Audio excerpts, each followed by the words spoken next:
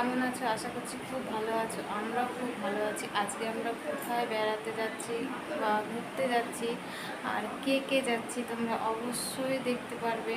আর please ভিডিওটা skip করবে না, তাহলে পুরোটা দেখতে পারবে না। আশা করছি তোমাদের খুব ভালো লাগবে। দেখতে থাকো আজকে আমরা কাদের বাড়ি যাচ্ছি। তোমাদের সঙ্গে অবশ্যই ভিডিওটা শেয়ার করব। আমাদের সঙ্গে থাকো। দেখো আমার শাশুড়ি মা রেডি হয়ে গেছে। শাশুড়ি মা বেরোচ্ছে।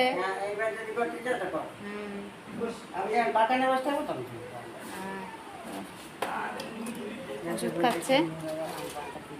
এবার আমরা টোটো আসবে, উঠে যাব। দেখো আমরা পৌঁছে গেছি আমার ভাসুরের বাড়িতে। এসে দেখি ঘরে তালা মারা। কি করব, বাইরে দিয়ে একটু ঘোরাঘুরি করছি। আমরা আগে সবাই মিলে এই বাড়িটায় থাকতাম, এখন হয়তো অন্য জায়গায় আমরা বাড়ি করে চলে গেছে। এখন আমার ভাসুর এখানে থাকে। আগে একটা অন্য ঘর ছিল, সেটা ভেঙে এখন নতুন করেছে। তা কখন আসবে দিদিভাই জানি না, কিন্তু আমরা একটু বাইরে দিয়ে ঘোরাঘুরি করছি। দিদিভাইয়ের আসার অপেক্ষায়, হয়তো জানে না আমরা চলে আসবো, হট করে চলে এসেছি।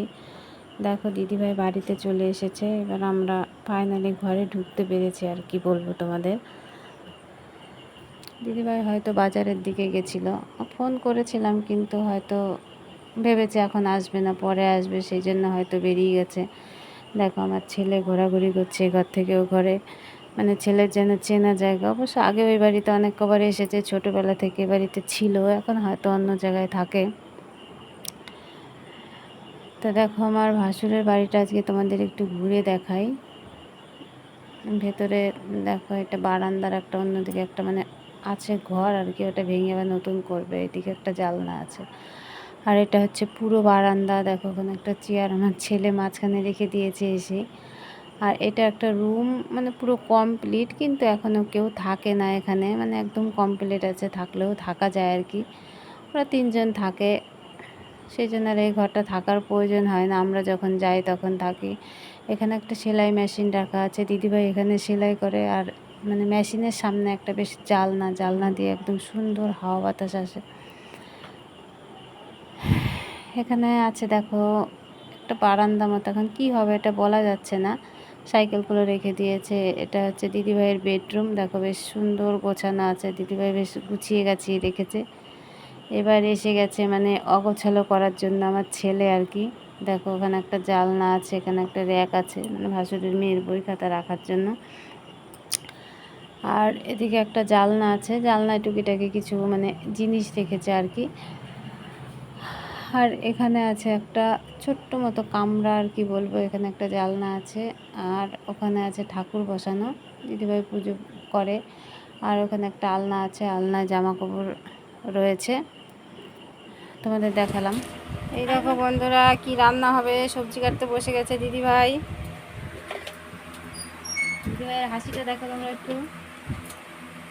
দেখো দিদিভাইয়ের রান্না হয়ে গেছে, আমি ছেলেকে খাওয়াতে বসেছি। কি রান্না করেছে অবশ্যই তোমাদের সঙ্গে শেয়ার করব। এখন ছেলেকে খাইয়ে নিই, তারপরে আমরা সবাই মিলে বসবো খেতে। এবার দেখো আমরা সবাই মিলে বসেছি খেতে। থালাগুলো এক জায়গায় ছিল, কিন্তু সব আমার ছেলে এলোমেলো করে দিয়েছে। দিদিভাই আজকে রান্না করেছে চিংড়ি মাছ দিয়ে পুঁই শাক, আর হচ্ছে চিকেন কষা।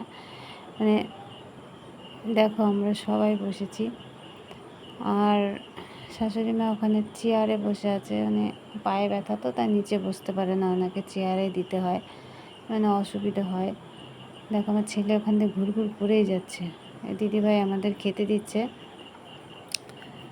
আমরা বসেছি সবাই মিলে খেতে। দেখো বিকেল হয়ে গেছে, এখন সবাই মিলে চা খাবো, আর আমার ছেলে খাবে কমপ্লান। তাও দিদিভাইকে বলেছি খাইয়ে দিতে। দেখো এই যে ওই আমার ভাসুরের মেয়েটা আসছে, দিদিভাই ওখানে ফোনে কথা বলেছে, আমার ননদ ফোন করেছে, তাই ফোনে কথা বলছে। এই দেখো আমার ছেলে দিদিভাই ওকে খাওয়াবে এখন, আর আমি চাটা খেয়ে নেব। আর শাশুড়ি মা ওদিকে রেডি হচ্ছে বাড়ি যাবে বলে। আজকে আমরা থাকবো, আজকে আমরা বাড়িতে যাব না, কালকে যাব। তাই আজকে শাশুড়ি মা চলে যাবে, আমরা থেকে যাচ্ছি। এই দেখো মেয়েটা বসে রয়েছে। এখন খাওয়া দাওয়া শেষ করে আসলাম। দেখো ছেলে ঘুমোচ্ছে, মেয়েটা শুয়ে রয়েছে। এখন রাত 11:30 বাজে, আমরা এখন ঘুমোতে যাব। টাটা সবাইকে, গুড নাইট। আবার পরে ভিডিওতে দেখা হবে।